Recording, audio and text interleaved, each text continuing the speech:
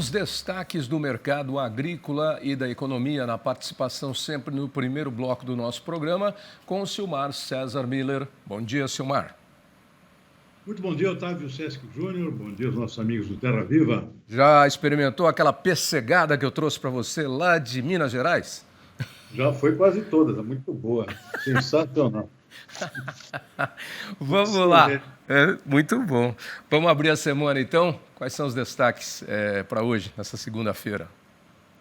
Tá bem, vamos começar pelo mercado financeiro aqui, o dólar operando com alta agora, 0,6%, mercado de câmbio com a moeda americana cotada a R$ 4,97, segue abaixo dos R$ 5,00, mas está havendo uma valorização do dólar nesse início de semana, segunda-feira começando. Índice Bovespa, mercado de ações da B3 com alta, em torno de 1 ponto percentual agora há pouco. Mercado de petróleo voltando a subir de forma acentuada. Tinha caído semana passada, caiu bastante até, especialmente no início da semana, por conta de preocupações com a economia global, perspectivas recessivas da economia dos principais países aqui do Ocidente. Mas hoje uma tonalidade um pouco mais otimista, o petróleo volta a subir. 1,9% agora há pouco, o petróleo tipo Brent, que é a referência para o nosso, $76,70 o barril.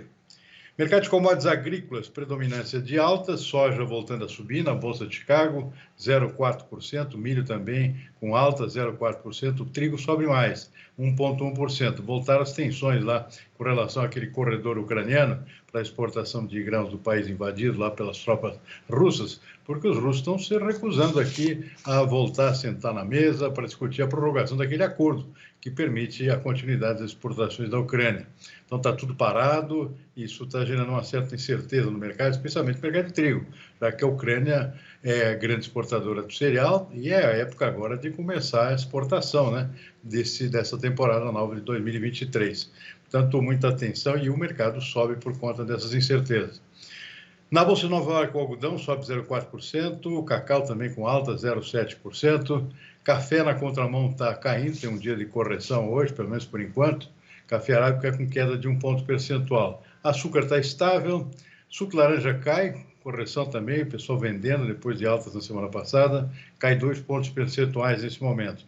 Mercado futuro do boi gordo aqui na B3 em São Paulo com alta, tentando se recuperar com a valorização nesse momento de 0,4%, Otavinho. Silmar, e nós temos aí números da balança comercial brasileira e o nosso agronegócio, a agropecuária especificamente, responsável por praticamente 1/4 das exportações de janeiro a abril desse ano. Tavinho, até mais do que se considerar os produtos industrializados também, mas o fato é que está havendo uma recuperação agora, especialmente agora no mês de abril, houve um bom salto nas exportações. O início do ano foi um pouco lento por conta de muita chuva que atrasou a colheita, consequentemente atrasou as exportações, os embarques, especialmente de soja. Mas agora tudo voltando a bombar, nós estamos com a safra recorde de soja, colheita já praticamente encerrada. Então agora sim são grandes volumes que estão sendo embarcados, já desde o mês passado. Isso mostrou, portanto, um desempenho altamente positivo da nossa balança comercial do agronegócio no mês de abril e no acumulado desses primeiros 4 meses agora com essa embalada da soja. Agora, daqui para frente, Tavinho, tem aqui um breve momento aqui, uma espécie de um vácuo aqui, com menos exportações, portanto, de produtos importantes que entram entre safra. No caso do café, do algodão e de outros produtos, milho também. Milho agora só, safra nova grande, é a segunda safra só a partir de junho, julho. Portanto, é no segundo semestre que vai voltar a bombar o desempenho das exportações brasileiras. Mas, enquanto isso, tem muita soja para ser embarcada, tem açúcar com a colheita de cana já começando aqui no Centro-Sul, um pouco atrasada, mas agora crescendo e com preços ótimos no mercado internacional para o nosso açúcar. O que não está ajudando muito, Tavinho, que deve dar uma travada aqui num desempenho que poderia ser muito melhor, é o preço baixo, tanto da soja quanto do milho, que são os principais produtos da nossa pauta comercial, da nossa balança. Os preços caíram muito nas últimas semanas, não tem uma perspectiva muito sólida de recuperação no curto prazo, então nós vamos ter crescimento de volume, mas não necessariamente de preço. Isso, claro, compromete o melhor resultado possível das nossas exportações daqui para frente. Mas eu acho que o ano vai terminar ainda altamente positivo pelo conjunto. São muitos produtos com desempenho a crescer, é o caso do café a partir do segundo semestre, é o caso do algodão também, com uma safra boa, e especialmente milho de segunda safra, com a colheita que não acontece ainda, vai acontecer a partir do segundo semestre, mesmo com preços baixos, o volume deve sustentar um crescimento na receita novamente, assim como no ano passado, Tavinho. E o cenário está bom para o açúcar, né? Como a gente tem comentado aqui, você tem trazido essas informações. Agora entra o período da colheita aí, e você passa de Campinas, fomos de carro para Uberaba, e você passa de Campinas, é cana, cana, cana, cana, cana, cana, cana, cana, cana, cana, até Uberaba. É impressionante o que tem plantado de cana. Aliás, os cenários agrícolas do Brasil são sempre muito longos, né, e interessantes. Por exemplo, de Londrina, antes de Londrina, o norte ali, você vê trigo, trigo, trigo, trigo, trigo, trigo, trigo. Passou de Londrina em direção a Foz do Iguaçu, é soja, soja, soja, soja, depois alternando milho, milho, milho. É impressionante a pujança do agronegócio brasileiro. E você deve ter ouvido aí na reportagem os empresários entendendo aí que as exportações devem bombar ainda mais. Você falou que a gente vai ter um pequeno período, um breve período, mas devem crescer os números ainda mais para esse ano. Sem dúvida nenhuma, né? Vamos ter aqui, possivelmente, até um novo recorde aqui em termos de faturamento das nossas exportações. O ano passado foi o melhor desempenho da história, 159 bilhões de dólares em exportações de todo o conjunto do agronegócio, com os produtos básicos, né, os primários, e também os industrializados, como são o caso das carnes, do açúcar, etc.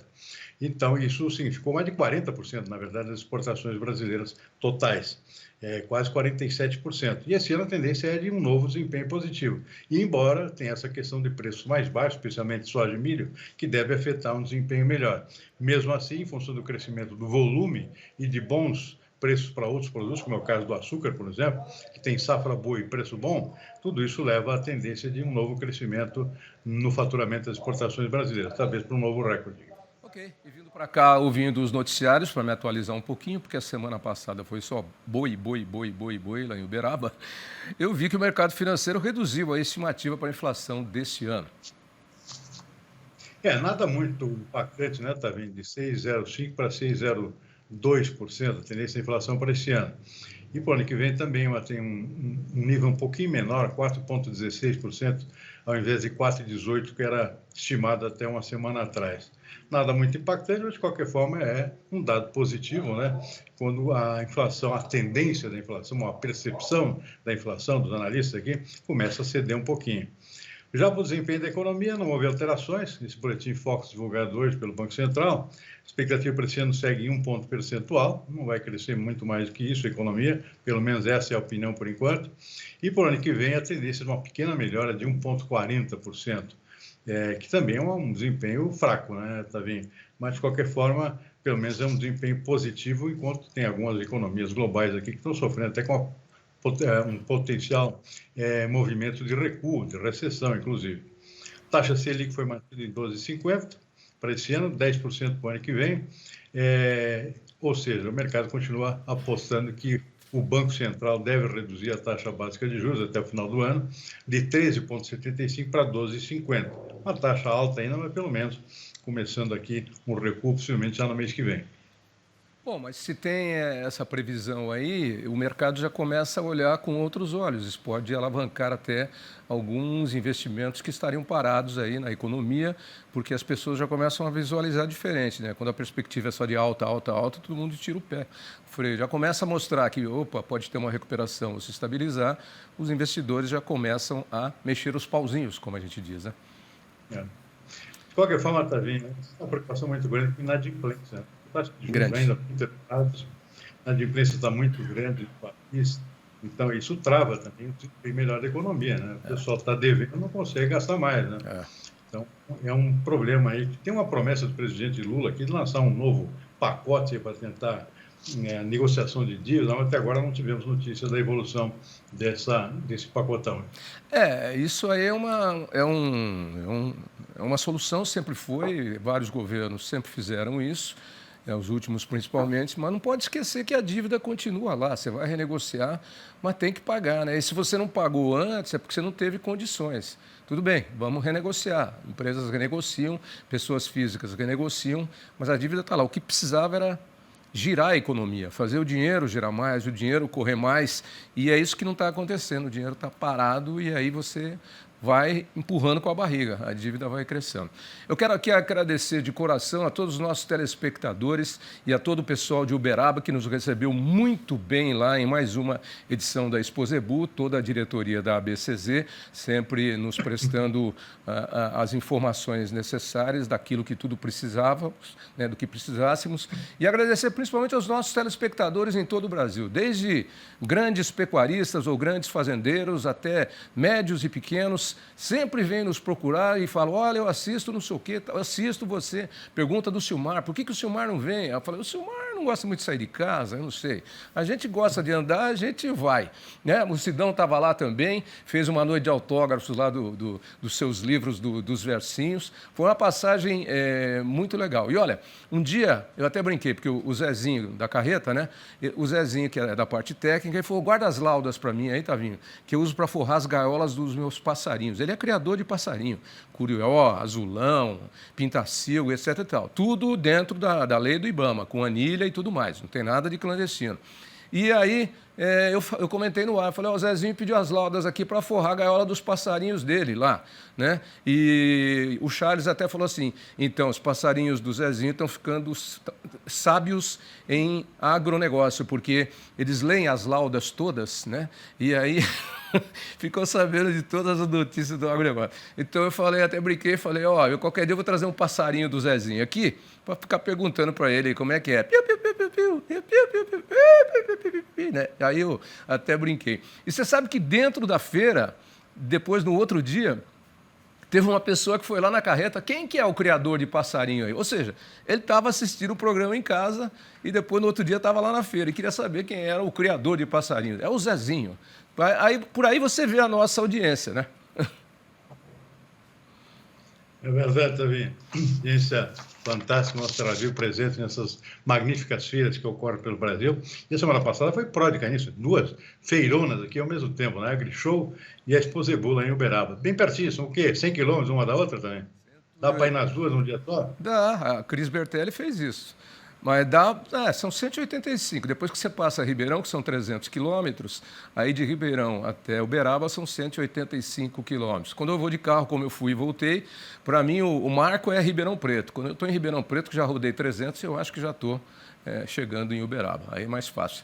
Tá mais perto do que longe, não é isso? Verdade. Não, o que é mais perto do Uberaba é Uberlândia. Uberlândia é 100 quilômetros, né? Uberlândia é 100 quilômetros de Uberaba. E Uberaba de Ribeirão, 185. É isso aí. O que mata é o pedágio. Mas, olha, pedágio mata, mas é o seguinte, pelo menos a estrada boa. Dá 205, 210 reais ida e volta de pedágio, mas é um tapete a estrada. É a estrada de São Paulo, do estado de São Paulo. Então você paga com gosto o pedágio. É diferente de outros estados onde você paga um pedágio e pega umas estradas totalmente inseguras para motoristas, de modo geral. Enfim, São Paulo, né? Tomara que um dia todas as estradas do Brasil sejam como as estradas de São Paulo.